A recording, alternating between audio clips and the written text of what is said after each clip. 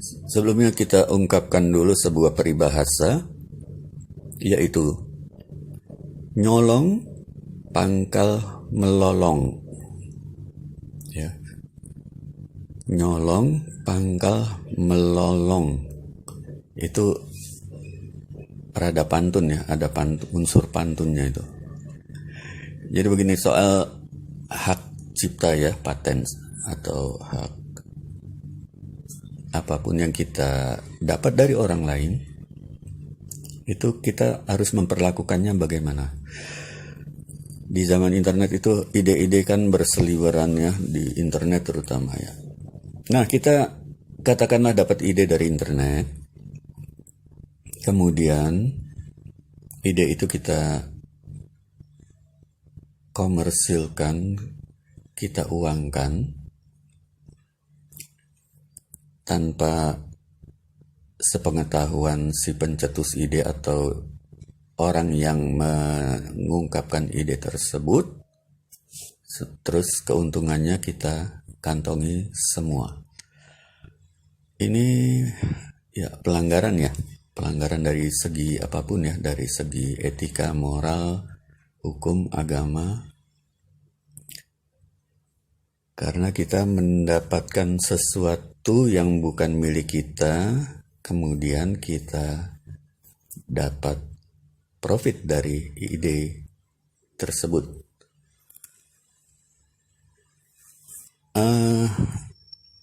Ya kalau pengalaman yang sudah dari cerita-cerita yang ada selama ini, mengapa sesuatu yang nampak jaya, survive, besar, tiba-tiba rubuh? Common sense mengatakan, ya sebagian orang berpikir, wah itu karma. Wah itu dia dulunya melanggar ini itu. Mengambil hak orang, mengambil hak kita.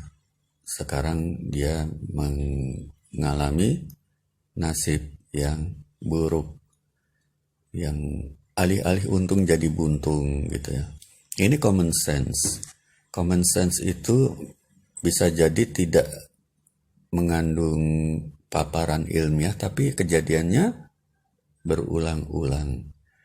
Ya insya Allah ke depan akan ada ilmu pengetahuan yang membahas mengapa melanggar hak orang lain itu menghasilkan pukulan balik yang menyakitkan. Alih-alih untung jadi buntung lagi begitu kan. Kita belum dengar paparan tentang ihwal karma tersebut. Mungkin aja udah ada yang membahas tapi belum kita dengar ya. Proses-prosesnya bagaimana sih? Ketika ada pelanggaran, kemudian yang melanggar itu mengalami nasib yang tidak dia harapkan. Ya ini bukan tentang pendengar gue banget ya. Kalau pendengar gue banget tuh baik-baik lah. Jadi ide itu dicetus oleh siapapun ya, YouTuber, Tweets atau dari Facebook, via Facebook atau apapun itu pada dasarnya kan dimaksudkan agar dimanfaatkan kepada audiens, kepada subscriber, follower gitu kan.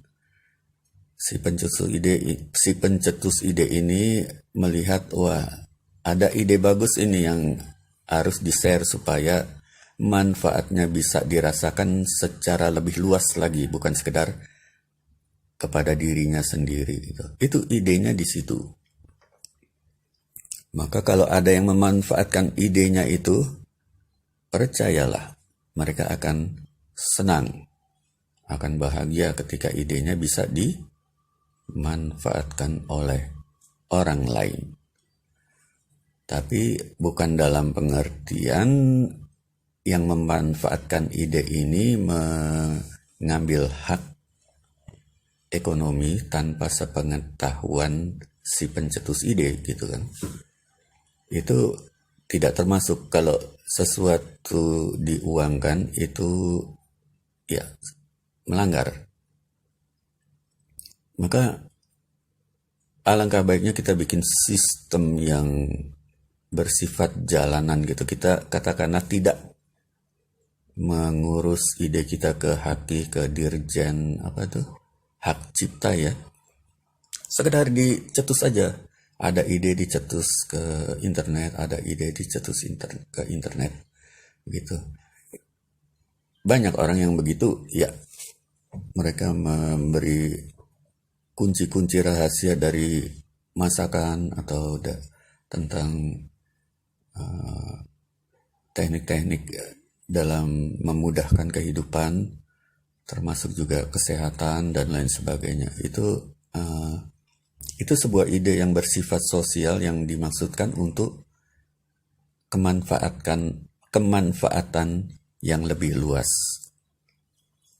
Nah, kalau ada yang mendengar atau mendapatkan ide itu kemudian memanfaatkan untuk diri sendiri dan keluarga, itu bagus, emang dimaksudkan untuk itu. Tapi kalau ada niat untuk mengkomersilkan, itu ada baiknya dicatat ya. Kita dapat ide bagus ini dari si A, kita catat tuh websitenya, linknya gitu kan, page-nya, user page ya, dicatat itu. Nah, ketika kita menjalankan usaha atas dasar ide tersebut, kemudian mendapat keuntungan, kita profit sharing ke beliau. Sebagaimana ide tentang zakat, infak, sedekah kan itu, bahwa yang kita dapatkan, rezeki yang kita dapatkan itu bukan 100% hak kita, ada hak orang lain. Maka harus disisihkan. Kalau orang lain itu adalah fakir miskin, anak yatim, piatu, dan lain sebagainya, itu karena apa? Karena kita dapat rezeki itu tidak ketahuan dari mana ini, ide dari siapa ini. Maka solusinya ya kita serahkan ke yang paling berhak saja. Tapi kalau ide itu kita dapat dari seseorang yang kita tahu batang hidungnya, ya kita profit sharing ke mereka. Di samping juga ke anak yatim, orang miskin, dan lain sebagainya itu ya. Kenapa? Ya supaya berkah. Berkah itu ya insya Allah survive ya. Usaha kita survive. Karena usaha yang survive itu basicnya memang dari aspek moral ya. Kalau satu aja ada pelanggaran ya, ada satu pelanggaran hak kepada seseorang, itu cukup riskan juga ya. Kutukan orang itu jangan sampai dialamatkan ke kita ketika kita salah ya. Lain halnya kalau kita yakin kita benar, dikutuk orang ya cuek bebek ya. Tapi jangan sampai kita dikutuk orang karena kita melakukan kesalahan, itu bisa berabe ya. Lagi-lagi ini baru tahap keyakinan yang nampaknya memang berulang-ulang dalam kehidupan manusia ya. Insya Allah ke depan ada sains tentang itu, sains tentang karma. Dan sistem jalanan ini lebih praktis ya, ketimbang ada ide kita daftarkan ke Haki, ada ide kita daftarkan ke Haki.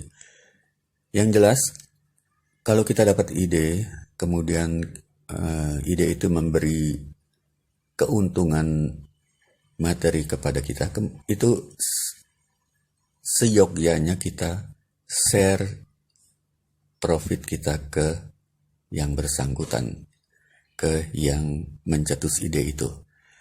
Tidak peduli itu ide asli dia atau bukan, tetap kita share ke beliau. Kenapa? Karena dia minimal sudah berjasa men-forward sebuah ide bagus. Nah, tinggal si pem-forward ini harus juga mencari dari mana dia dapat ide, begitu kan ya. Nah, keuntungan itu di-share lagi, profit sharing ke yang mencetus ide lagi, begitu seterusnya sampai ke ujungnya pencipta ide yang asli. Try this at home.